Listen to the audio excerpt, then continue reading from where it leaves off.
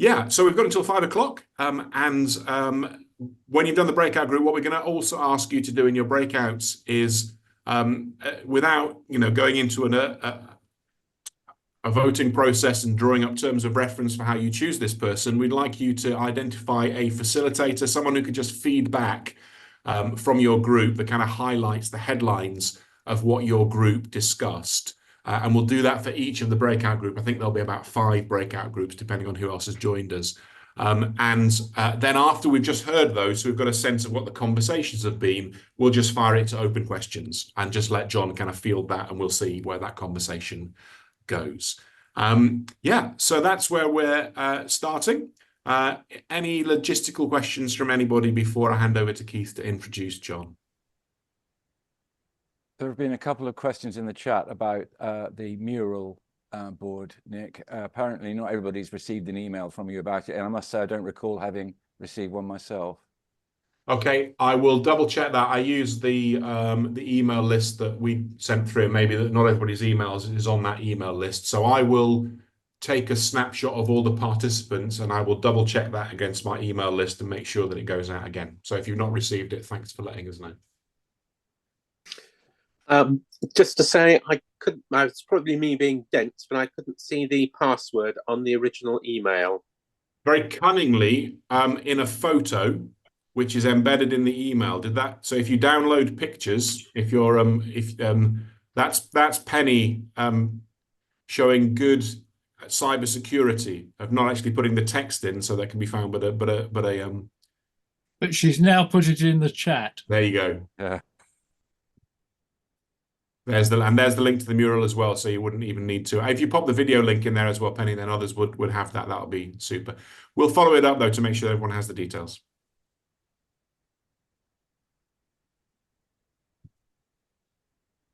Okay, shall I proceed and introduce John then, Nick? So, well, I won't say a lot. You may have had a look at John's bio, which on his website, which of course is the most positive possible interpretation of John, as we all put on our websites.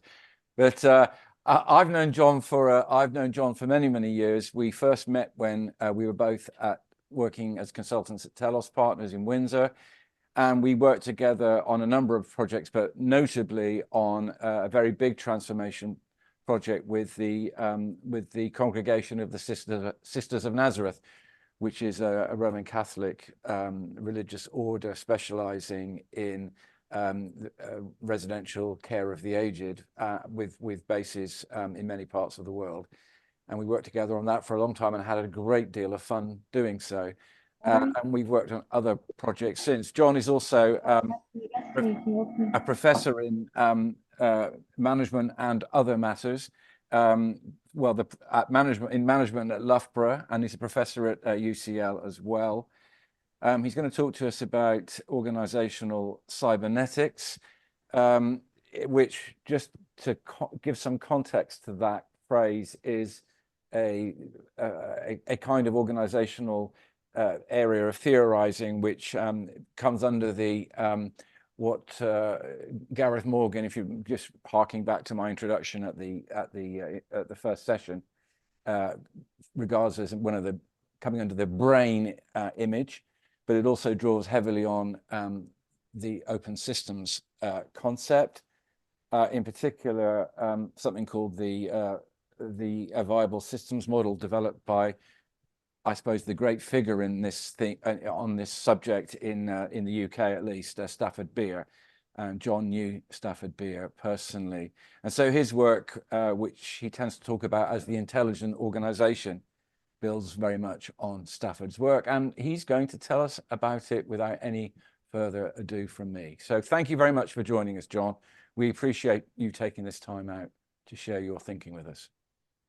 My pleasure, and I've seen an awful lot more intimidating audiences than this one. So hopefully, my plan, everyone, is to talk for as long as it takes me to get to the end of the slides and then shut up. Something of the order of sort of 40 minutes or thereabouts.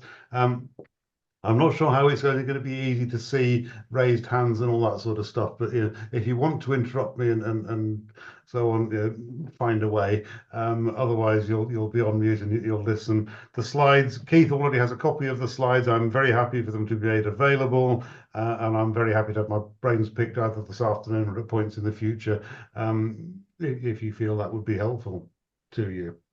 So we'll start at the beginning. Cybernetics for Intelligent Organization. So Keith's done most of this. Cybernetician, visiting professor, written a few books. Partly the reason for showing you that is not just to show you how proud I am of myself, but to show you that the relevance of a lot of this stuff goes well beyond outside of sort of narrow areas of churchiness and into a whole bunch of other areas. And we will talk about some case studies as we go along. But I came to this actually, there's a different starting point. We'll give you this starting point. What this says at the top of this that you probably can't read is says people are at the heart of the enterprise. And Keith mentioned the notion of the neurocybernetic, the brain model of organization. And this was Stafford's invention in 1970-71 when he sort of first came up with the idea.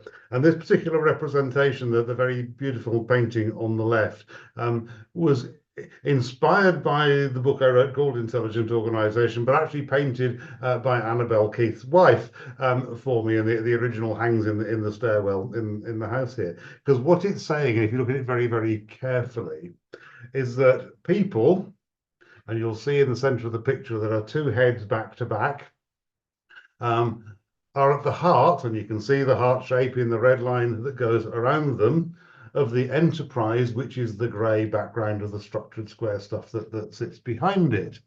And the black dots that join the two heads together are the way we integrate the information that those heads hold. So we're able to say people are at the heart of the enterprise, and they're addressing three questions for any organization. What are we going to do? How are we going to do it? And for me, most importantly, why are we doing it? What's it all for? What is the purpose that we're trying to fulfill? So we can see that people bring behavior, knowledge, skills, they bring passion, values, beliefs, and identity, and that underpins a lot of organizations. But they rely on purposes, processes, and outcomes, and we all rely on the synthesis of information to enable us to behave in the right way, to do the right things in the right way. And I could do this whole lecture just around that diagram, but really, if you can get your minds round, people are at the heart of the enterprise. You can understand the positioning of people within the sorts of structures that we create and the organizations that we create, because everything we do is actually about the people, one way or another. And it relies on this notion of a thing called a system, and systems are a sort of terrible, terribly abused word in many respects. When we hear system, we often think of Windows or Apple or our Android operating system on our phone or the operating systems inside a business. But the idea of system is to recognize that there are sets of interacting elements, subsystems, which taken together have properties that can't be found in the parts. And the example I typically use is to take an aircraft, and the property of flight belongs not to any part of the aircraft, but to the aircraft as a whole system. It relies on an airframe, a propulsion system, and a control system. And if we want more than one flight, it relies on an air traffic control system as well. So we have to then say flight is a property that belongs to the whole thing, not to any one of the small parts, because you won't find flight in any other element. That's important because it means we have to address, as we did in the previous diagram, this notion that says it's a whole. People are at the heart of the enterprise. We have to deal with all three parts of that simultaneously, which a lot of people find challenging. So, second element of that is the purpose of a system is what it does. It's called POSIWID. What it does is a function of the observer. So systems are not independent of their human actors, they're products of their human actors and their interactions. So when we look at the system, we describe it in terms of the impact it has on us. This is how I see it, this is how I experience it. And that, whether we agree with them or not, is a legitimate statement of how they feel the world. So we have to start thinking about, is the system doing the things that we collectively might want it to do? And if not, what do we do about the interactions with people that might enable us to change that? So we then end up thinking in terms of three different dimensions of the organization. A diagnostic dimension, what is being achieved or not? So is church fulfilling the purpose of church is a big question. A prognostic, what do we do? What are the assertions about its possible alternative futures? If we don't change anything, what's going to happen to it? And corrective, I've called it corrective, you could call it therapeutic. If we're observing it and the impact it's having on us is not the impact we expect it to have, how do we resolve the things that aren't working? How do we think about the things that we would like to change? And then we loop back into, of course, the conversation with the other people about changing the things that we'd like to change. So where does all this come from? Well, I will confess at this point, as good practice, I'm an Irish Catholic by birth and bringing up, although considerably lapsed, as they say. So yes, I carry guilt around with me for all the things I did in my youth. And one of those was I stepped onto the other side, and I was a banker in my first career. And in the latter part of my banking career, I spent all of my time working to improve productivity in the way banks lent money, got it back, ran themselves, all that sort of stuff. And I got taught all sorts of interesting and curious things about the world. But what I came to realize was I was working what I came to call the perpetually failing problem-solving engine. The notion of the sort of bureaucratic sorts of organizations that we create is that by the time you've recognized that there's a problem, diagnosed it, proposed an alternative and agreed with the hierarchy what to do about it, the problem's changed. So as organizations, we run behind the problem the whole time. So the sort of perturbations that disturb the good organization are happening far too quickly for our bureaucratic shaped organizations to be able to respond to them. And that's partly because we centralize a lot of power, but it's partly because they're just functionally, they're just dysfunctional as organizations. It was Gray Walter in the 1950s building his tortoises, which were sort of kind of little robots, found that the latency lag between information and decision in a robot, and they were electromechanical robots back in the day, was such that you could induce psychosis in a robot just by giving it competing alternative decisions to make and waiting for the delay to happen. So he basically drive his robots mad. And when we look at our organizations, you'll find an awful lot of that is happening. I hope there are no bishops present, Nick. The dominant model of organization is something that we call bureaucracy. And when I look at bureaucracies and all sorts of organizations that I work with, from sort of central government to commercial organizations, bureaucracies are flailing about and they're failing. Their core assumption is there's a problem to be solved and there is a solution to that problem. So if only we had a better answer, then everything would be fine.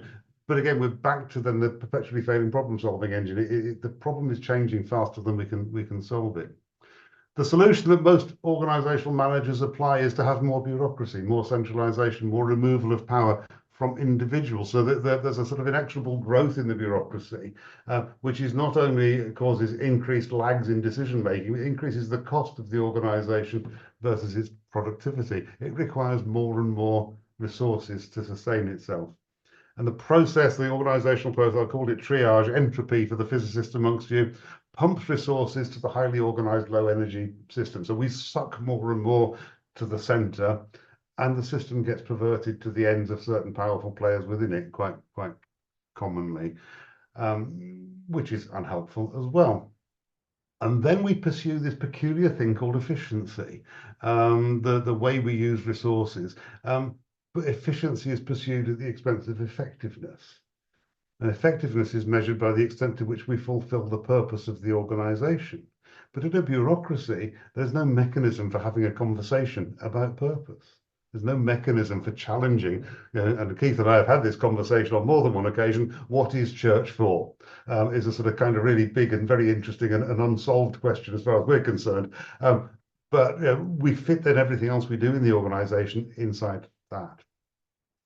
This is a word I discovered in the last week, and I loved it so much I thought I'd put it in. Bureaucracy enables abnegation by individuals to the power of the system. It enables us to be officers of the system and to deny our responsibility for the way it works. The expression back in the 60s for anybody old enough would have been, I'm all right, Jack. It's not my fault, it's the way the system works. Is this sort of kind of excuse that we use to not have to take responsibility for fixing something that we know to be a problem quite commonly. What that means is that the clarity of purpose for the individual and the organization is corrupted, commonly lost. So modern day, we exploit technology, but we exploit it to capture, suppress, control, and manipulate rather more than we do to facilitate and enable. We apply lots of science to organizations, but to what end? And frighteningly, we design freedom out, not design it in. So we trap more and more people in the stupidities of the system that we've created for them. Our freedom is lost. Our democracy withers. And I put 3 examples in there, so in Greece in 2011, the European Union decided it didn't like the government they'd appointed, so they appointed a set of commissioners to run Greece for a while, despite the democratic view of the population.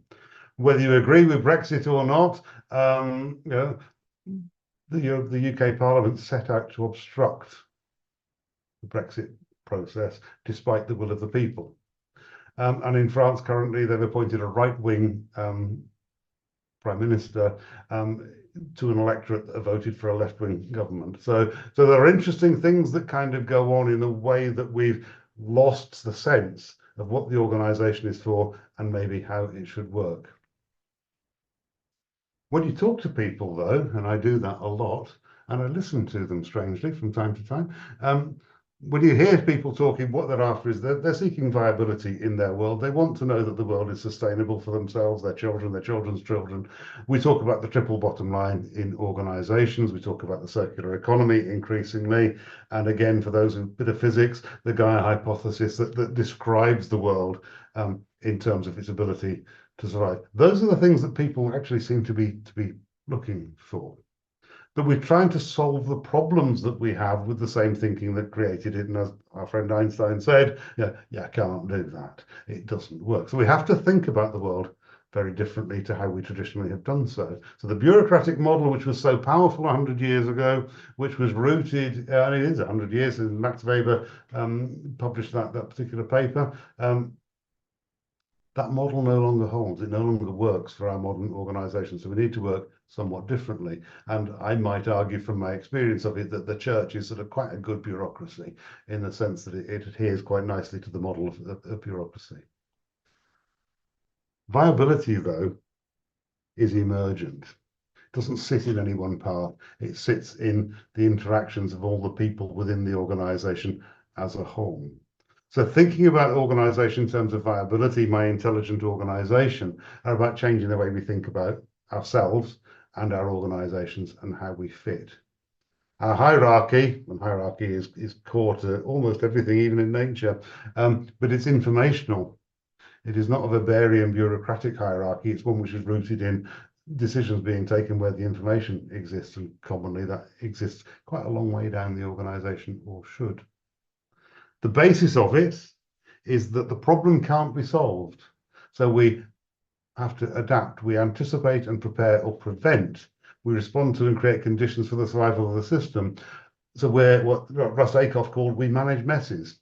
We don't make decisions and move on. We manage the mess of the dynamics of the organization around us. So it's untidy, it's quite often uncomfortable, it can be painful, it can be inconsistent, it can sometimes be incoherent, but it's real. And we can't default into the bureaucracy to solve it, because it kind of makes it worse, not better. The system is emergent in 3 dimensions: how we behave, how we do stuff, and the information we use to inform both of those things. So cybernetics, since we've used the word, goes back to Plato, about 350 before Common Era, is that what it's called these days? Is the study of organizations as dynamic, complex, adaptive system. So dynamic is changing, complex. It has more possibilities than we can conceive, really. And it's adaptive. And for adaptive, you might think about, as I've shown in the next line, learning. And what we're doing is we're using information about our performance to inform our future performance, to inform our future decisions and choices. Bureaucracies are reactive. Adaptive organizations have to be proactive. They have to predict and prevent. So we see a problem coming and we do something about it before it becomes a problem. We don't wait until it's injured us. So we have to do two things simultaneously: predict and prevent, react and recover simultaneously. And it's purposeful. It deals with that why, what, and how from that earlier diagram.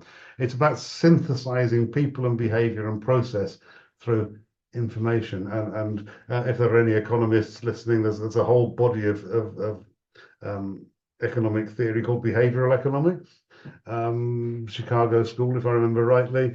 Daniel Kahneman is the sort of the now dead biggest proponent thereof, and basically said, people respond to the incentives and rewards that they get, and some of those rewards might be extrinsic, but quite a lot of them are intrinsic. So we can start to think about not money as a measure of success, but viability as a measure of success, and what that might mean for people. And the diagram underneath sort of tries to put all that together into a coherent whole, but we won't sort of try and go through it at the moment. It basically says, look, there are down here, if my wiggler works, it should do. There are, these might be parishes, they might be dioceses, they might be nations, countries, doesn't really matter.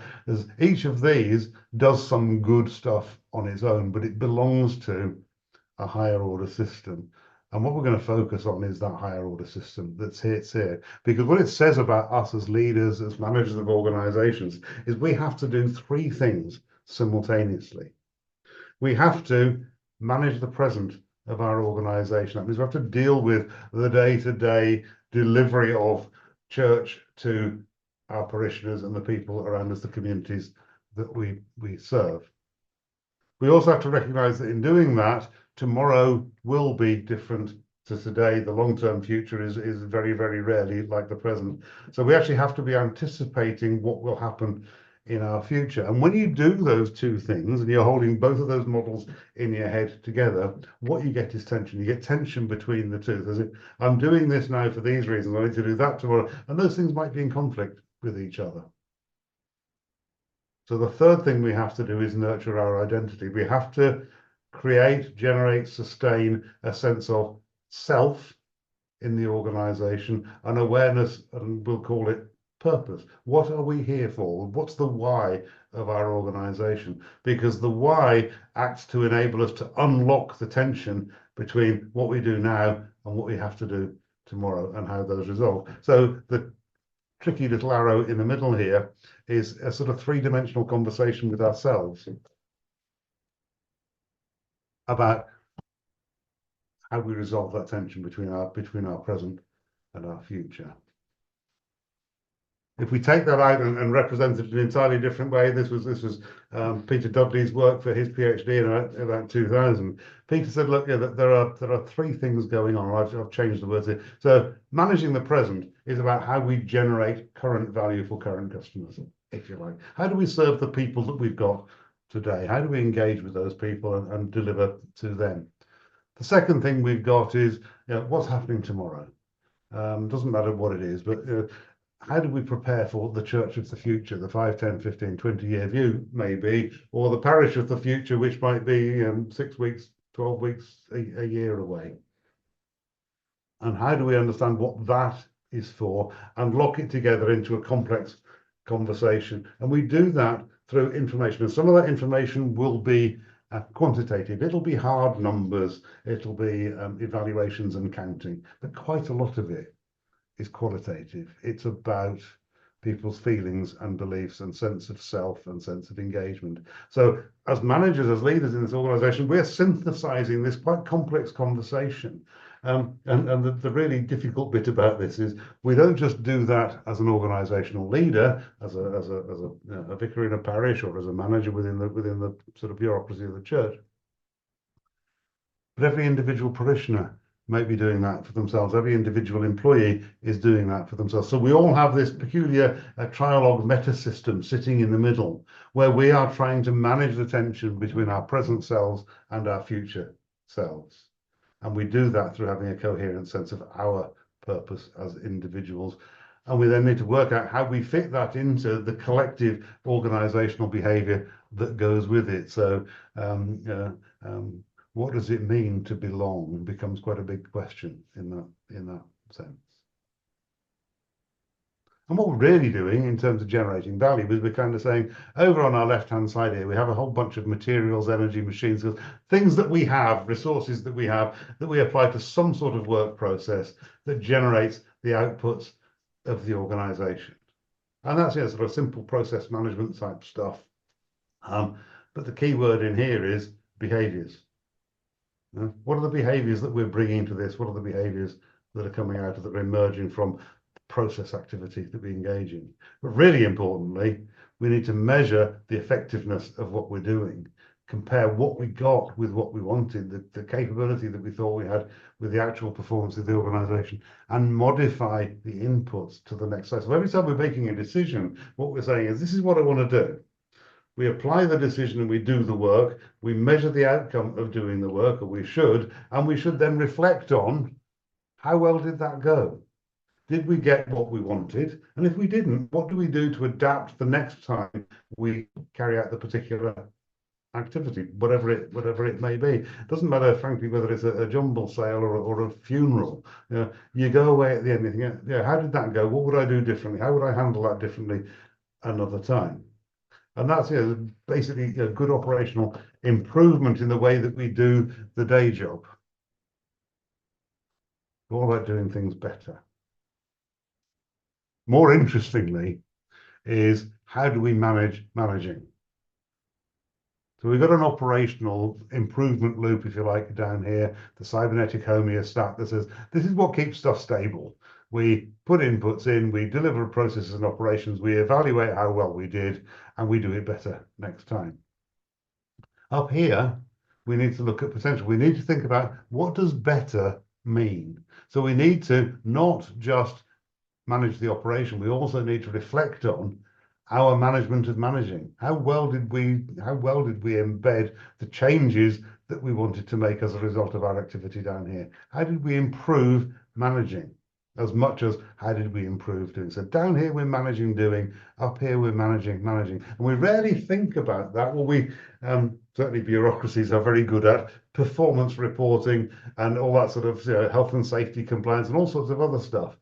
But who's coming around and saying, well, I like the way you're doing that. Have you thought about doing this to make it better? Have you thought about doing that to make it more effective, more efficient, whatever? How are you as manager? So our conversations in the organization becomes quite interesting. Hopefully you can see all of that, because what we're doing then is thinking about how we enable value in the long term. And I call this on the right-hand side here, it's a representation of the VSM, and I call it the model of self. It is our understanding of ourselves in the world in which we're working. In our mental model of world, of course, we have to, our model of self is an abstraction from the daily realities that we've created in our organization here, where we're kind of saying, these are the characteristics of me that I think are important to be worked with. Over here on the other side of the model, we've got a picture of the world in which we think we're operating. I've called it customer, stakeholders, competitors. It doesn't really matter.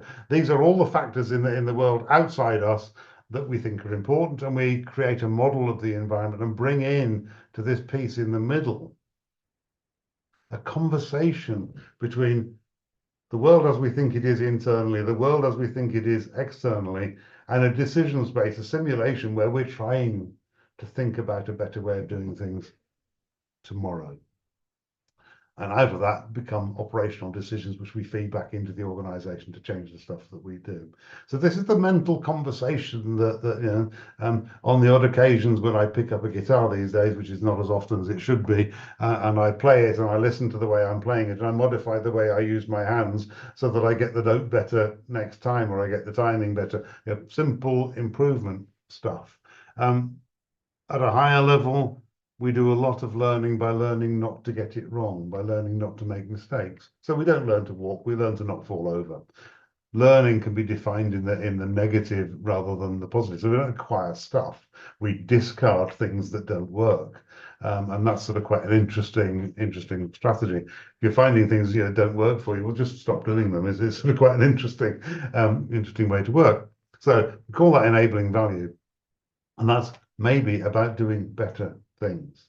So in here is delivering church. In here is maybe evangelical activities, things that change the world in which we're working. Because not only are we learning about our world, but our world is learning about us. So there's a conversation between ourselves and our environment, which is really quite important.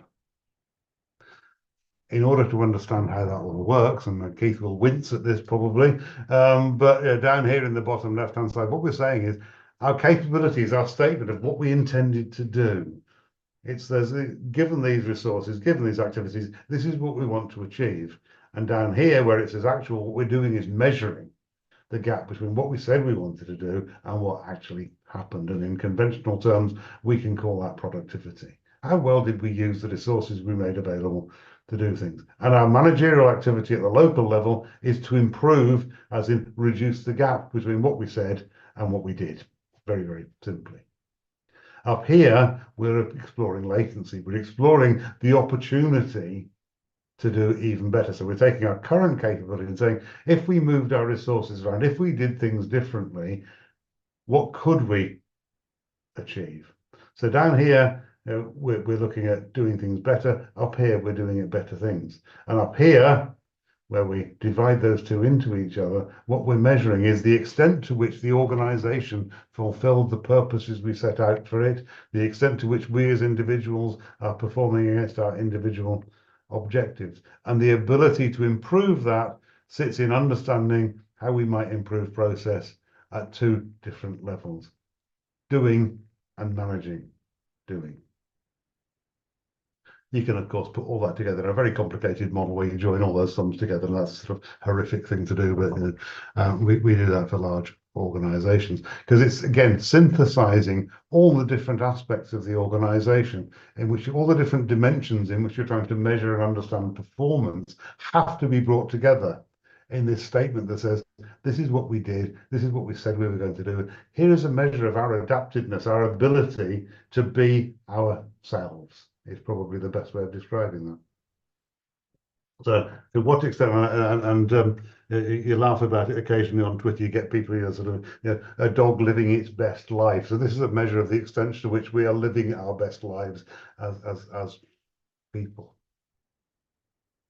And of course, you can aggregate that in a whole bunch of different ways. You can, but always for me, it's designing around this notion of the outcome for the customer or user, who is experiencing this service from us, and to what extent are we meeting their needs, their expectations. And of course, in a complex dialogue, there's an extent to which they need to meet ours as well. So it's again about a conversation between the parties. That's a lot of stuff, isn't it? Just to give you an idea, partly these ideas have been around for a long time.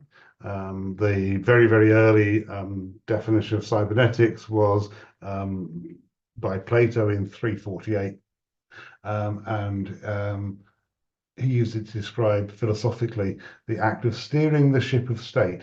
So it was describing the steersman of the sailor ship steering across the harbour to a safe haven. And he used that as an analogy for the governance of nations, which is quite interesting. So we're steering our organisation towards a desired future, and the whole of the cybernetic canon is built around that notion of the pursuit of purpose. So I've done this stuff. I'm actually doing it with the Church of England at the moment in a different space, and Keith's given some help with that earlier in the year.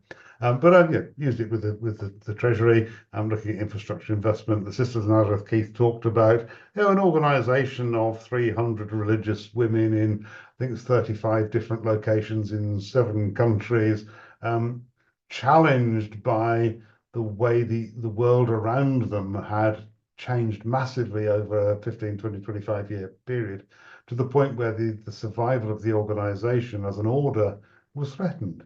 And Keith and I used this model to help them to adapt their organization, its structures, its ways of working, their ways of behaving in a way that has enabled them to thrive. And it's a piece of work I'm spectacularly proud of,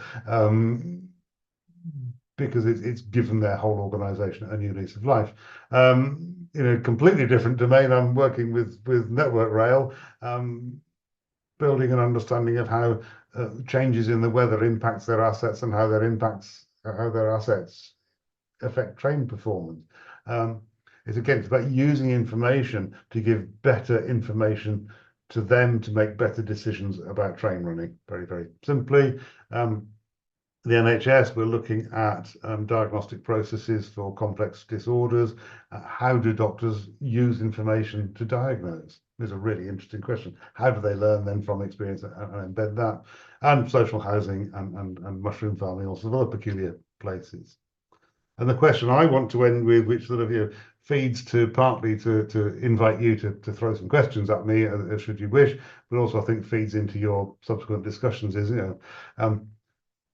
what does all this stuff mean for you as deliverers of the church? So if I stop at that point, and should I stop sharing, and then I can see all the shocked faces, and you can throw as many questions as you wish at me. Keith, I'll let you facilitate whatever it is you do at this point, or Nick. You're on mute. Oh no, I'm muted. I'm with it now. I was going to say I think Nick's going to handle this actually, so I'll let Nick pick things up. Great, thank you, John. That's really really helpful. Really good set of slides and concepts to be wrestling through. So I think before I pop you into breakout groups, which I've just recreated, and the breakout groups will be random, so you will be in random groups. I'm not saying those groups will be random in their in the people who are in them, but the makeup will be random. Are there any questions for clarification, just in case something that you didn't quite land or something that you just wanted to identify? If you pop your if you go to React and put your hand up, then that will promote you, and I can see you on the screen in terms of who's asking. Just for clarification, just I didn't quite understand this, or could you could you just clarify this before you go into groups?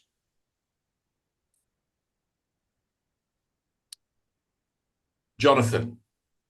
Hi, thanks. I think there was an acronym or something like VSM, which I didn't quite catch. Viable Systems Model. Thank you. Stafford Beer was the creator of it, and it's a description of the world as how do you sustain viability in an organization. Thank you. Great, thank you. Jeremy. You're on mute still. Thank you, John. What does the word cybernetics mean? Steersman, quite literally. Ancient Greek steersman. Fantastic. And I do this quite a lot. I think one of the things I fall into with cybernetics is about cyberspace and technology, and that kind of throws you off in that direction. So that semantics is not just semantics, if you see what I mean. Yeah. Thank you for asking that question, Jeremy. Great. Okay, so I'm going to pop you into the breakout rooms. So that question of what are the intersections with the life of the church? Where does this resonate? What does it lead you into in your conversation? You're going to have 20 minutes in the breakout groups that we put you in, and then we'll come back and we'll have a little kind of check-in to kind of hear a flavour of the conversation that you had in groups, which will really just be in our group. We thought about this. We asked some questions on here, and just to kind of give people a sense of what's been going on in the other breakout groups. If people are taking their own notes and want to follow that up on the mural board later on, that'll be fantastic. But it really is just to get the conversation going. And then after we've heard from each of the breakout groups, we'll just dig into a plenary on questions, just to kind of ask John things that follow on from that conversation. So I'm about to open all the rooms. You should beam into those. If you get stuck with me, Keith and John, we will help you find a room, and hopefully that will work. So opening the rooms now, and enjoy your 20 minutes of conversation, leading off from what John has just been talking about.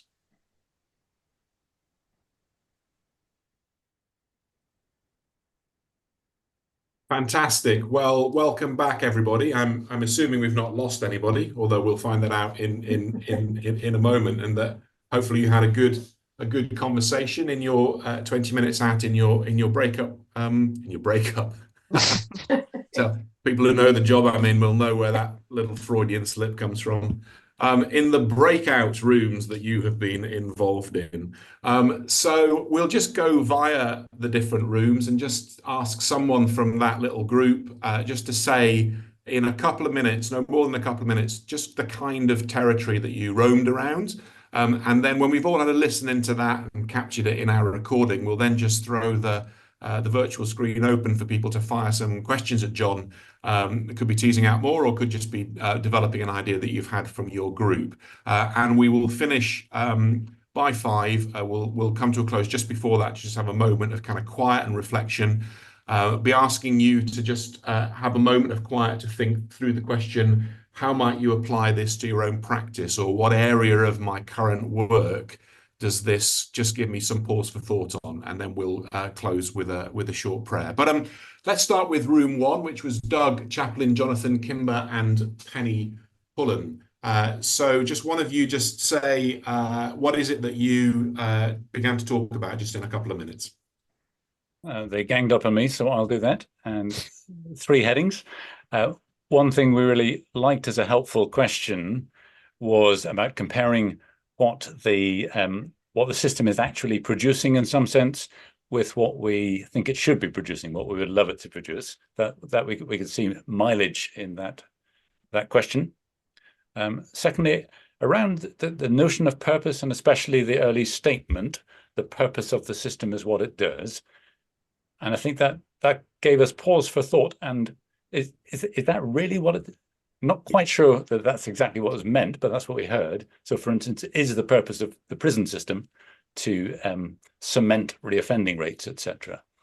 That was one of the questions around that. Another is whether the notion of having a clear purpose is derived from our idea of what an organization is, and potentially applied to the church in ways that aren't necessarily straightforwardly translatable, if that makes sense.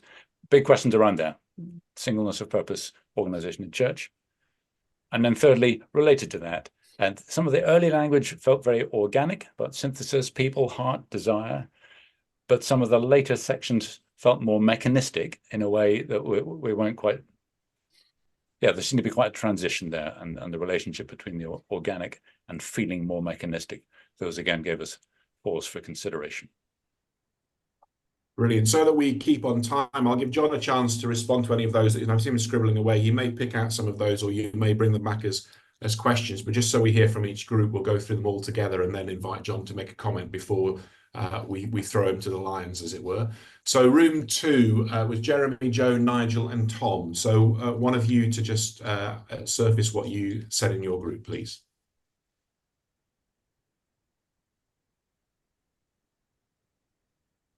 I took notes if that's helpful.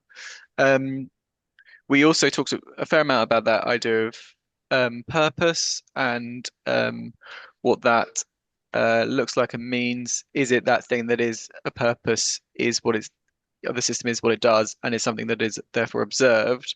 Or is it that purpose is something transformational that helps move from what we are doing now and people we serve now, and what we want to do in the future and people we want to serve in the future, and how does that tie up with identity that was brought through? We're also talking a bit about kind of growth as part of that how does that fit in with those things?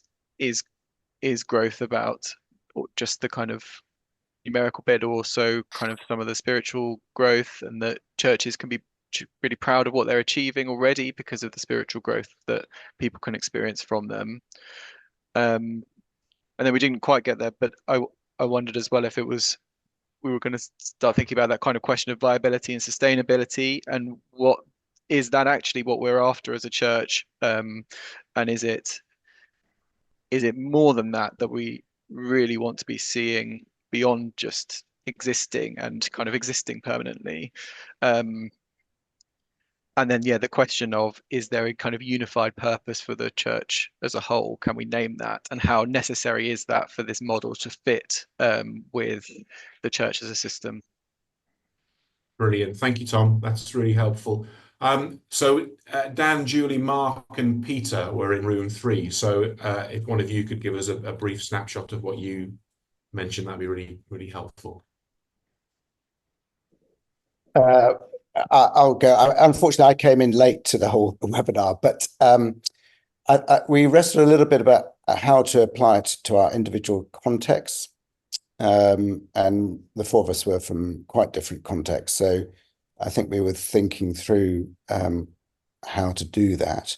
I think we would have really valued some case studies as to give us some practical realization of the modeling. I think there was some question marks over how this works in church life and ecclesiology, and how it feels a bit linear in a complex system. That was the latter part. It felt a little bit linear in a complex system, but I suspect that may be because we haven't wrestled through how to apply it to a complex system. Thank you, Peter. That's really helpful. I think on this, just to say that, I mean, these are all starting points. So people can suggest in either email or mural group around things to do. We do have a case study. Keith's PhD thesis, which is on the reading list, is an analysis of renewal and reform in the life of the church, looking at these areas with some of this thinking. So I encourage you to read it. Certainly the introductory chapter. As most examiners tend to do in my understanding. And that is a case study. But we might have a look, Keith, and see if we can find anything else that we could put Peter's way, just to, everybody's way, just to kind of give that a little bit of life. That'd be really helpful. Ian, Julian, and Simon, you're in our next group, just to kind of a snapshot. We do want to give time for questions, so the briefer the better. I do appreciate there's a couple more groups to get through. Clive Bash, apologies to my 2 colleagues if this isn't right, but we first started thinking about at what level of organisation this was aimed, and thinking about establishing purpose. There are lots and lots of different places in the church where purposes are established differently. So there was a question about how, whether we actually view the Church of England very hierarchically. We were fascinated to hear John was working with the Church of England. We wonder which bit. And if that's the national organisation, then there may be a question about whether different parts of the Church of England establish different purposes, quite different purposes, and would have different aims. And we hit upon the really neuralgic point for many of us who run things in the Church of England about growth, and Tom's just referred to that, or lack of growth, and the question about how one actually addresses that, and just a reflection that it seems from a national level very often a burning platform argument is used for the need for change. It happens in dioceses as well. That doesn't seem to play well locally in the local organisation, which can often feel very badly depreciated or just criticised. So I think there's a question really in our minds about, the technology was fine, but actually it seems to apply at different levels of the Church of England in different ways and in establishing different purposes. So that raises the question again, how can you speak about a church as a single organisation with multiple different purposes in it? And I just actually wonder whether we need to ask a question about whether the Church of England is an organisation or not. It's a really good question. We'll get these on the mural board in terms of either a video recording or maybe some of the key bullet points, so that again people can continue their thinking about this. Jane, Mark, Phil, and Tim, someone from your group, just to give us a sense of what you were talking through. Yeah, we talked a bit about how you make this judgment in the church. So what's the place of communal discernment, of silence, of listening, and judgments which are more aesthetic or ascetic about the quality, the Christ-likeness, the pneumatic quality of what we're seeing, not simply whether this set of numbers, is less or more than that set of numbers, or even other judgments. So how do we make the judgments, and how do we make sure the arrows in these systems genuinely go both ways? A little bit about where the system begins and ends. So how easy it is for us to do inter-systemic analysis, but actually some of the interesting life might be around the boundaries.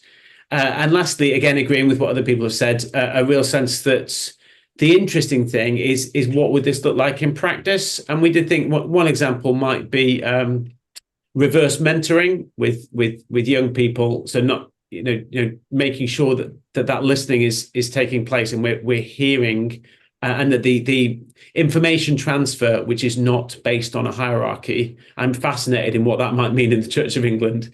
So what might that information transfer look like? And we did think, Nick, to encourage you that with LLF, that it might be an issue where we were needing to live with tension rather than find the solution to a problem. But you can discuss that at leisure.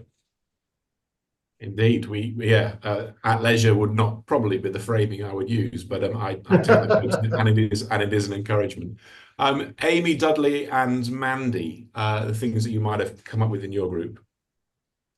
Shall I go? A lot of overlap with what we've just heard, actually, because we started with the question of purpose, and different groups within the church might define the purpose differently from their location. We were thinking of, synod being a place which exemplifies this, that the bishops sometimes have got a different view of what ought to be happening, and different theologies of the purpose to which we called and the purpose of the church. So that's a starting point. And then moving on to that, how can the conversation be unified, and thinking about the power dynamics in the listening context. So we loved the concept that was spoken about the knowledge often being in the places, how was it expressed, in the hierarchy.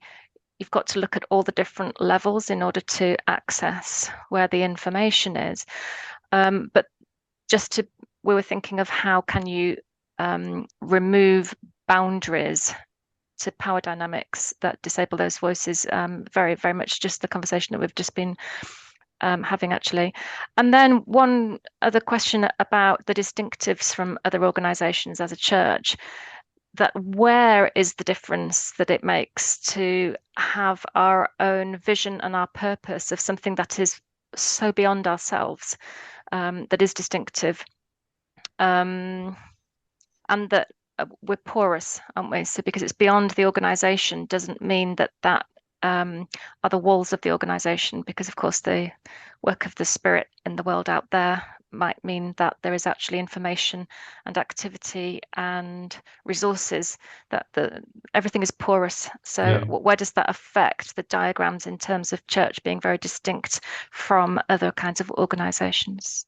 That's really helpful, Amy. And I think Nigel's just put something in the chat there in terms of kind of the porous nature of systems and open systems and those dynamics. So yeah, thank you. And then the last group, Jeremy, Rebecca, and Vaughan, just the kind of things that you surfaced in your conversations. We had a really interesting discussion. We were quite a lot of skepticism in our little group. I have to confess to probably contributing my fair share of that, about what we heard, but a lot of really interesting questions. Is the church really an organisation in the way that John described it? Or does it have other foundational structures that need unearthing? In other words, is there what price ecclesiology was quite a big question for us. And we spent quite a lot of time talking about the fragility of the Church of England's ecclesial nature at the moment. That very interesting thing that you had to say early on about organisations as systems, John, and as it were, the whole being made up of things that the individual bits contribute but can't do themselves. That's a very interesting question in the Church of England now, because there are bits of the Church of England that don't think they want to have anything to do with the other bits, and therefore there's not very much of a whole being developed. The church is clearly very bureaucratic, and the truth is that power has moved radically from the bottom to the top in the last 50 years. So the question I have about organisational cybernetics in relation to Church of England is, I have to take this to this other context you're working in, is does the Church of England really want to behave differently? I think sex abuse in the church would say, no, there's absolutely no evidence it wants to behave in any other than a bureaucratic way. There was so much more. We talked about all sorts of Well, I'm glad there was so much more in each of the groups. And again, I'm a firm believer in terms of we learn best as adults by conversation. So hopefully you've learned and gleaned things in those groups that we've not been able to hear, but it's just good to surface those. John, any immediate thoughts back from the things that you've heard there? And then we will just give a few brief moments for some other questions. Yeah, in all, I mean, great fun. Really enjoyed that, and the responses are, and as I hate to say this to you, but remarkably predictable in the sense that they're kind of the questions that I would like you to have asked of what you've heard. So let's start with, I've been doing this stuff 37 years, and I tried to get across to you in about half an hour some of the core essence. And some of those questions that you've asked are ones that I still wrestle with on a day-to-day basis. I will start though with this. You may be able to read the cover of that book. It's written by a chap called Keith Elford, and it's called Creating the Future of the Church, and was published about, I don't know, 8-10 years ago, Keith?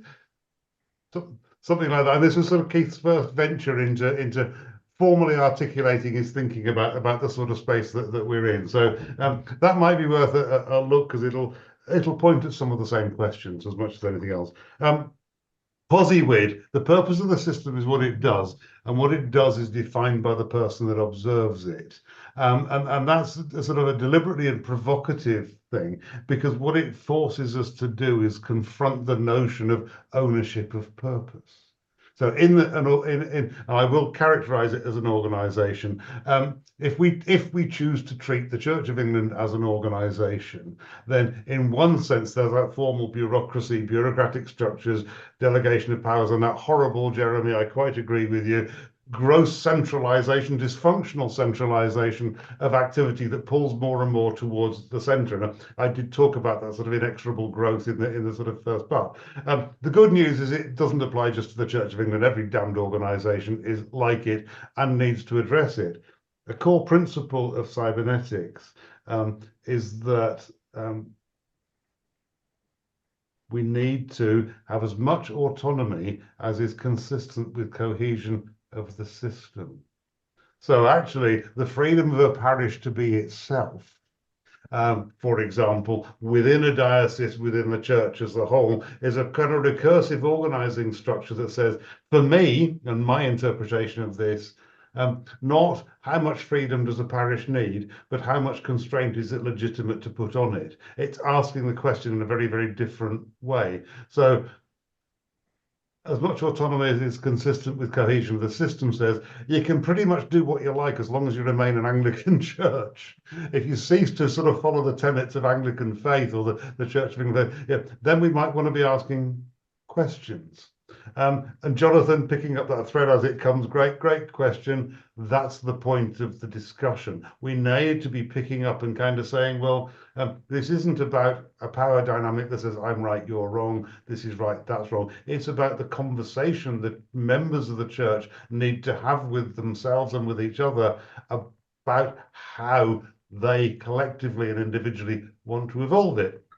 And you have a mechanism for doing that in one sense, which is Synod, and I've been privileged not to be there, but to be aware of some of the debates that are going on. So the work I'm doing to answer that question is I'm supporting the people that are looking at how the central functions of the church, the 7 current sets of activities, might be reformulated to enable the church to operate in a different way. And I'm supporting some of the people that are working on that and stimulating and challenging their thinking, which includes tackling some of the questions that you've given me this afternoon. Nick, I better shut up because I could talk for hours, but I realise that you've got a deadline. No, that's fine. And thank you for approaching some of that. And someone's put in the chat that they'd like to hear more about the story of the Sisters of Nazareth and the interaction with this thinking and how you've helped them. If you look on my website, there's a note on my website. Great. Keith's saying that he'll put that paper available. I think we just got a chance for a couple of more burning questions. If someone gets in early, then you get your question answered. And if you want to put a question in the chat, then we could make sure that we can get some offline kind of correspondence on that, if that's useful. Nigel, go ahead. the Church of England changes its archbishop. It steers man. It's been a man so far anyway, every 10 or 15 years, and that changes the whole system. I wondered if you'd make some comment on that, because we seem to have this lurching from one mode of leadership and steering to another every 10 to 15 years, and I'm not sure it helps us in the long period of 30 to 50 years that maybe we need to look at in terms of the future. Can I be brutally harsh at this point, Nigel, and say that's a great question. I don't think the Church of England knows what it wants from its archbishops. And so what you get from time to time is you'll get 15 years, 10 or 15 years of somebody who centralizes everything, and somebody will come along and say, well, that's not working, is it? So you'll get 10 or 15 years of somebody decentralizing everything, and they'll say, well, that's not working either, so we'll recenter, and you get this sort of oscillation, and it's sort of quite endemic. So I think a good question for the church to ask itself would be, what do we want of our leadership? So what would an effective leader look like for a church that needs to have a future? And I don't think that question is tackled. There you are. Thank you, John. I'm sorry not to see your name amongst the runners and riders in the New Statesman article over the weekend, Nigel. I think you should do something to rectify that and get a few pointers out there. Another question. I like Dudley's comment there. I would agree with that. It's we haven't defined what the job ought to be, Dudley, which is part of the problem.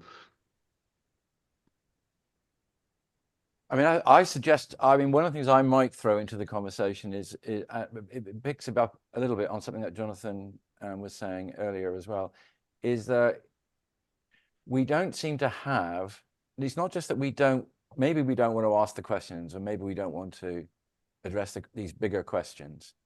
And I know from my own work that there are a lot of people saying, oh, it's just, you know, when it comes to big questions like what are we for, or what's the Archbishop for, you know, there's a kind of pessimism out there which says these are just too big questions.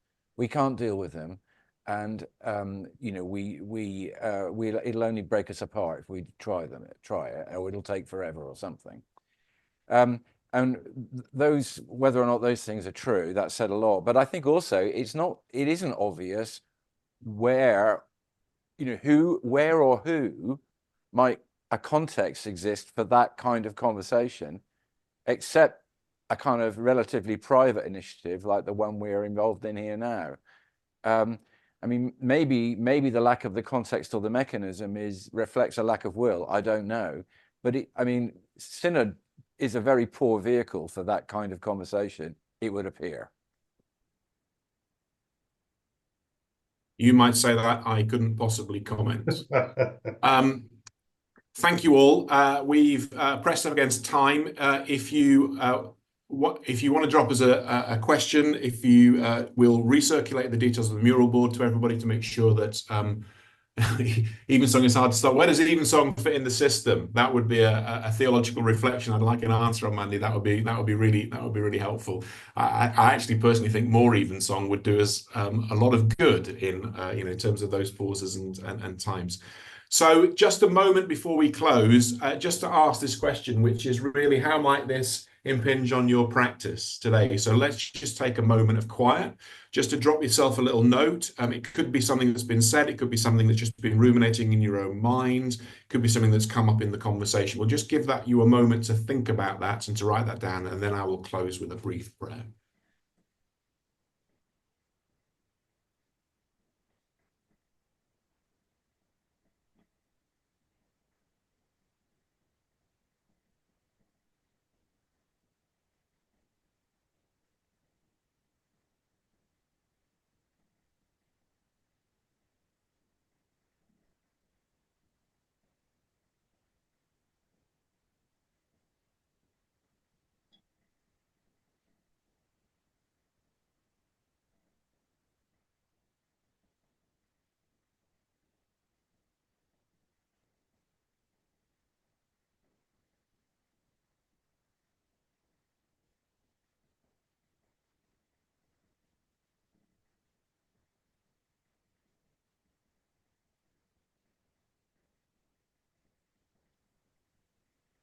So with those things in mind that we've identified in all our conversations, loving God, the God in whom all things hold together, through whom all things were made and have their being, we pray that you will help each of us in our individual tasks and responsibilities. And we pray that you will continue to fire our imaginations for understanding the areas that we serve in. And we pray you will give us your wisdom and grace in understanding our responsibilities and where we have influence on the purpose of the life of the church. Amen. Thank you all. The next session is on the 14th of November with Deborah Rowland, and we will get details of that out to you in the next coming days. Yeah, as I say, go on the mural board. Someone has moved the map somehow, maybe even deleted it from the mural board. So Penny will find that and sort that, and hopefully that will be a place that you can engage with. And we'll make sure that we catch up with you over email in the intervening period. Keith, is there any parish notices I've missed? You've always got to end with the vicar with that question.